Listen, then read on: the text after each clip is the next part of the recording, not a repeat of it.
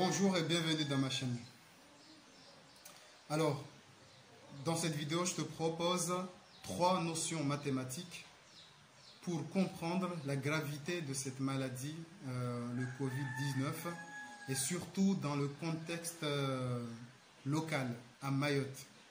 Donc, on va faire un premier exercice sur les fonctions, dans le but de comprendre la notion de fonction, mais aussi qui a pour finalité de comprendre la gravité et de comprendre le fait qu'on nous demande de rester chez nous et de nous confiner. Deuxième exercice, on va étudier un petit peu la notion d'évolution à travers l'évolution de cette pandémie à Mayotte. Et le troisième exercice, on étudiera plutôt les suites. Donc, le premier exercice, il concerne surtout c'est un niveau seconde, troisième seconde. Le deuxième exercice, c'est première terminale. Et le dernier exercice aussi va pour donc, le deuxième plutôt, c'est seconde première. Et le dernier, c'est première terminale. Voilà. Donc, avant de commencer, je souhaite préciser que j'ai décidé de faire cette vidéo en français. Ensuite, je donnerai une version en shimaoré, bien sûr, parce que plusieurs élèves se sont plaints de ne pas forcément tout comprendre en shimaoré. Donc, je fais d'abord une version en français, ensuite je ferai une version en shimaoré. Donc, notre thème, le but de cette chaîne n'est pas impacté. Donc, il est sans doute, nous savons que le coronavirus est une maladie grave qui s'est répandue dans le monde entier. Cette pandémie est très contagieuse et très mortelle. Elle touche, au moment où je vous parle, 169 pays. Sachant qu'au total, dans le monde, il y a 198 pays.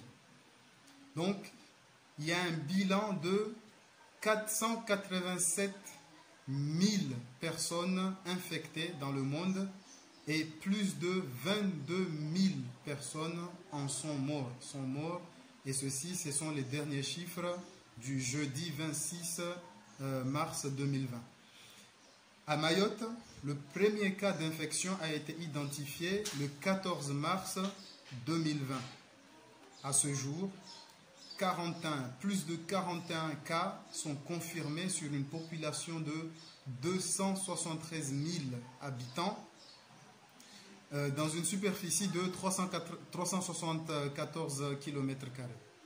Donc, il faut comprendre là-dessus que si cette maladie se répand à Mayotte, c'est grave. Donc c'est pour ça qu'on nous demande de nous confiner, de rester à la maison. Rester à la maison, travailler à la maison. C'est pour ça que l'une des meilleures choses à faire pour combattre cette maladie, c'est de rester à la maison et de travailler à la maison. Donc, restez chez vous, reste chez toi. Donc, pour les élèves, il y a la mise en place de la continuité pédagogique qui te permet de travailler à la maison. Il ne faut surtout pas croire que tu es en vacances. Je le répète et je ne cesserai de le répéter à mes élèves. Vous n'êtes pas en vacances. Vous devez travailler en continu chez vous, en utilisant tous les moyens, Internet, les différents sites qui sont en libre service pour vous entraîner. Essayez de joindre vos professeurs, gardez le lien avec vos professeurs. Voilà. Et les professeurs, normalement, ils sont mobilisés dans cette dynamique. Donc, pour cette vidéo, il ne s'agit pas que de regarder la vidéo. Donc, je te recommande et je te conseille de prendre ton cahier, prendre ton stylo et de rester avec moi jusqu'à la fin de cette vidéo et ensuite de la partager à tout le monde.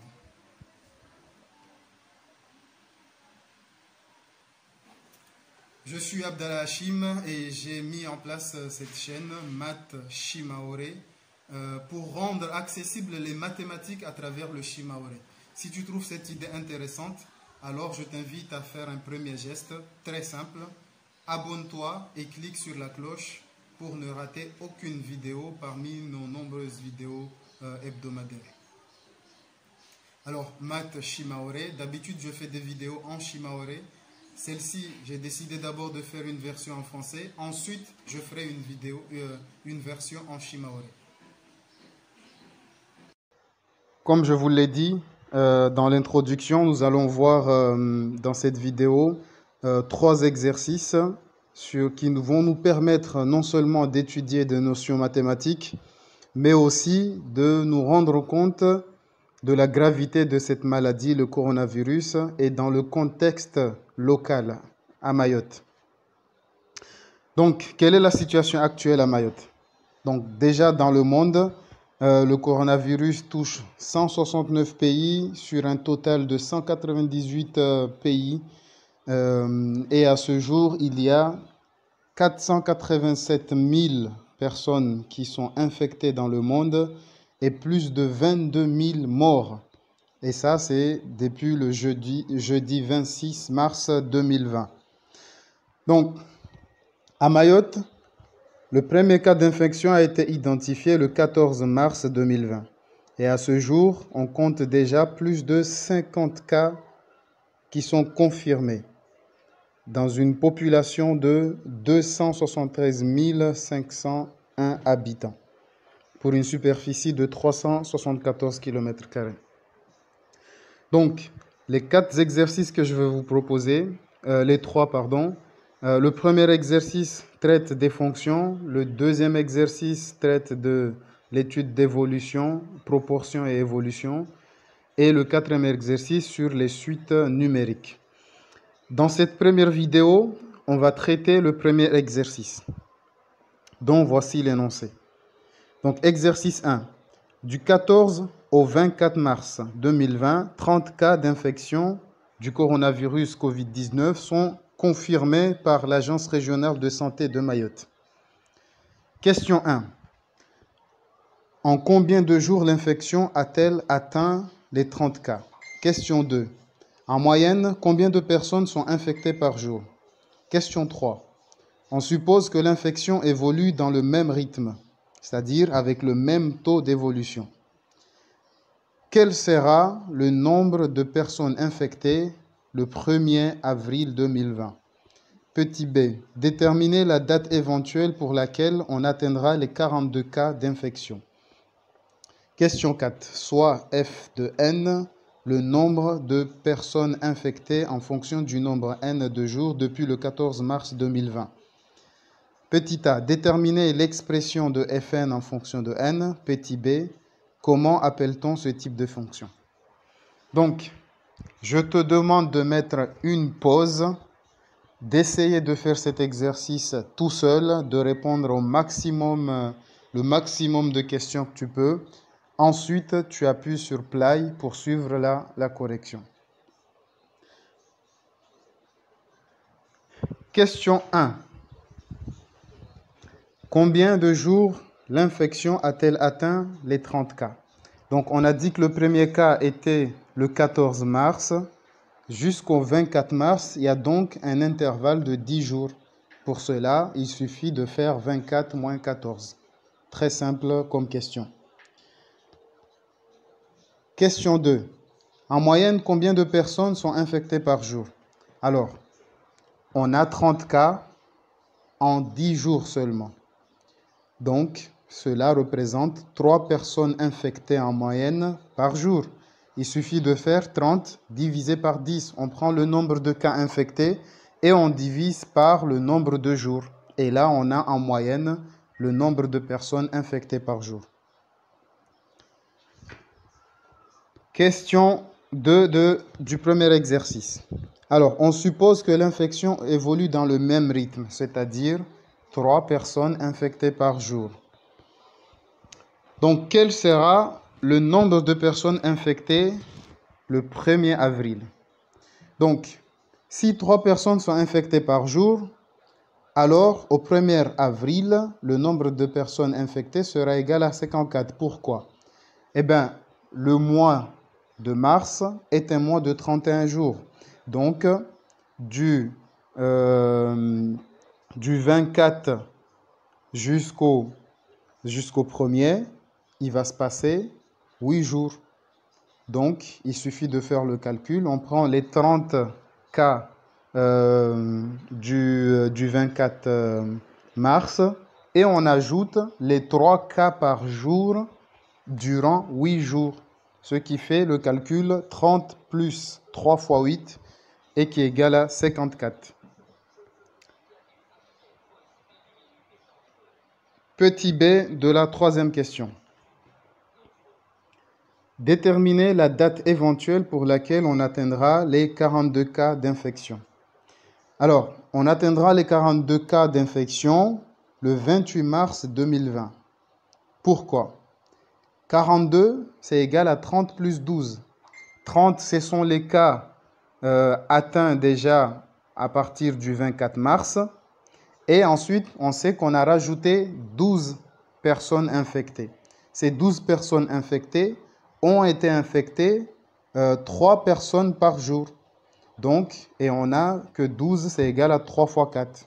Donc, ça veut dire on ajoute 4 jours après le 24. Donc, 24 plus 4, ça fait bien 28. Donc, 42 cas seront atteints le 28 mars 2020 si il s'agit d'une évolution de 3 personnes infectées par jour. On passe maintenant à la question 4. Alors, on appelle Fn le nombre de personnes infectées en fonction du nombre de jours depuis le 14 mars 2020. Petit a, déterminer l'expression de Fn en fonction de n. Donc, Fn est égal à 3n. Alors, pourquoi? Chaque jour, 3 personnes sont infectées. Donc, il suffit de multiplier le nombre de jours par 3 personnes infectées. Donc, Fn est égal à 3 fois n. F de n est égal à 3 fois n, qui est égal à 3n. Ensuite, petit b, on demande de donner un nom à ce type de fonction. On voit ici que c'est une fonction linéaire. Voilà, on a fini cet exercice. Je vais maintenant te présenter le deuxième exercice qu'on traitera dans une autre vidéo et le troisième exercice qu'on traitera également dans une autre vidéo.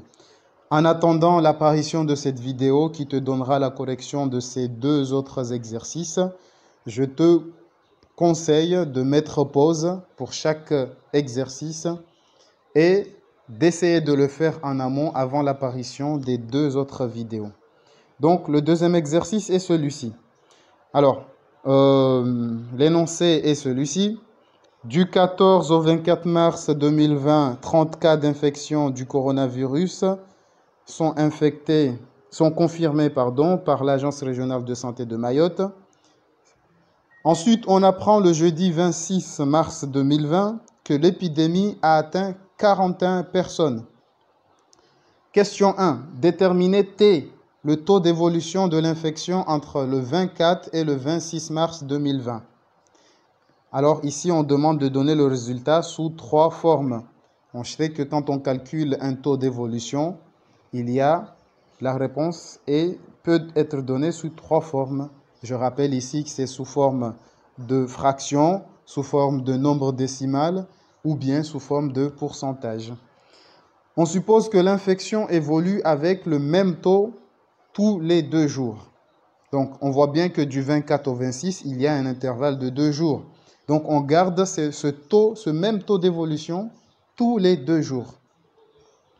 Donc, on te demande de calculer le coefficient multiplicateur correspondant à cette évolution. J'insiste ici, c'est tous les 2 jours. Donc, c'est pour ça qu'on demande ici de calculer le nombre de personnes infectées le 28 mars 2020 avec ce taux d'évolution tous les 2 jours. Troisième question, déterminer le taux d'évolution journalière à partir du 24 mars 2020. On sait qu'on connaît le taux d'évolution entre 2 jours, par exemple du 24 au 26. Maintenant, il faut calculer c'est comme si c'était un taux global entre 2 jours. Si on a la même évolution, ben, tu es capable normalement de calculer le taux d'évolution journalière en te basant sur le taux d'évolution sur 2 jours, qui est un taux global, et on cherche le taux moyen ici entre 2 jours, et sachant que c'est le même taux. Question 4.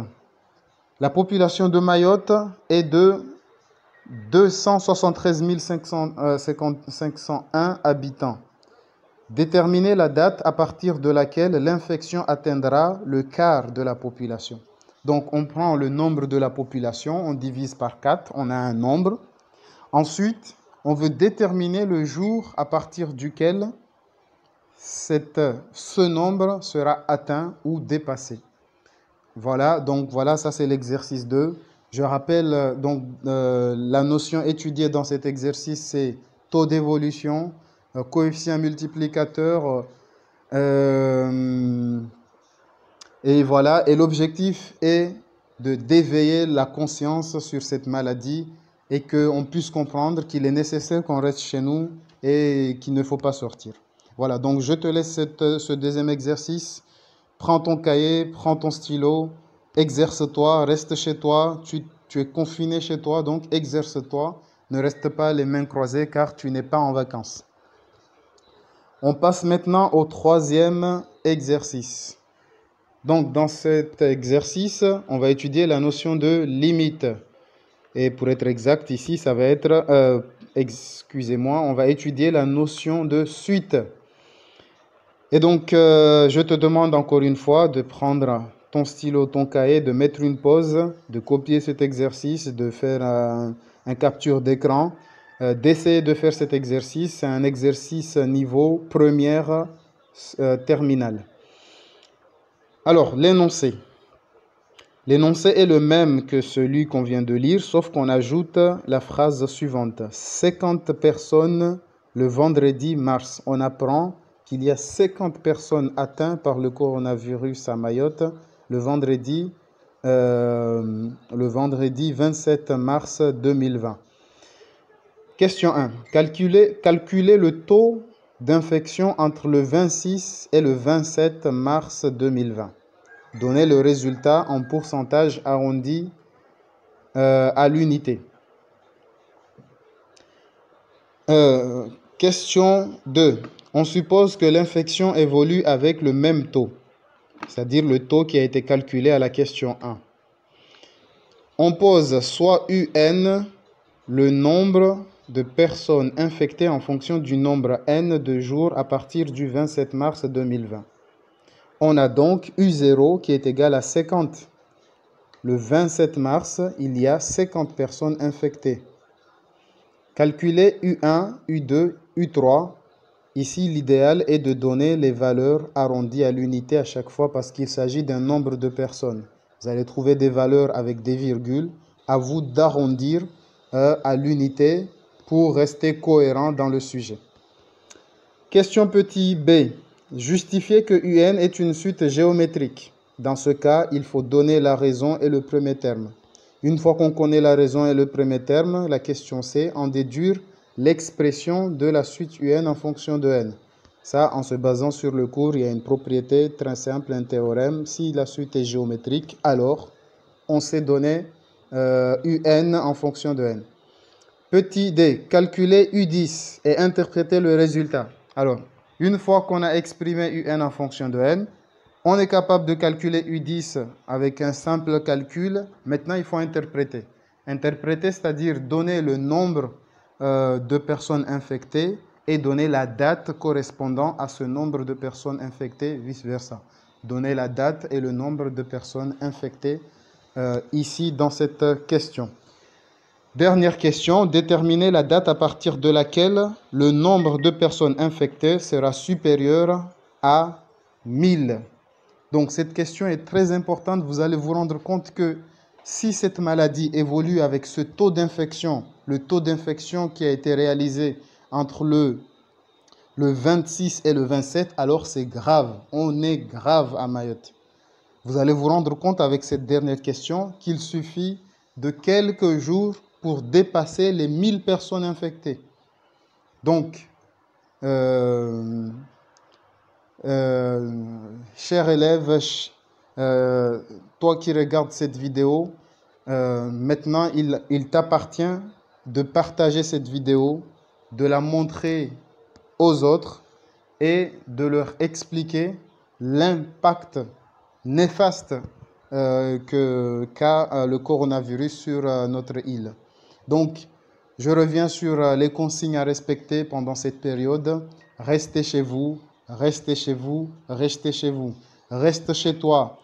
Élève, reste chez toi, mais travaille. Tu n'es pas en vacances. Professeur, prends en charge tes élèves. Contacte tes élèves. Garde le contact avec tes élèves. Surtout les élèves qui vont passer un examen, que ce soit en troisième, en première et en terminale. Ne lâchez rien. Combattez cette maladie, combattez cette maladie en restant chez vous, en étudiant régulièrement. Je vous dis ciao, à bientôt dans la chaîne Math Shimaore.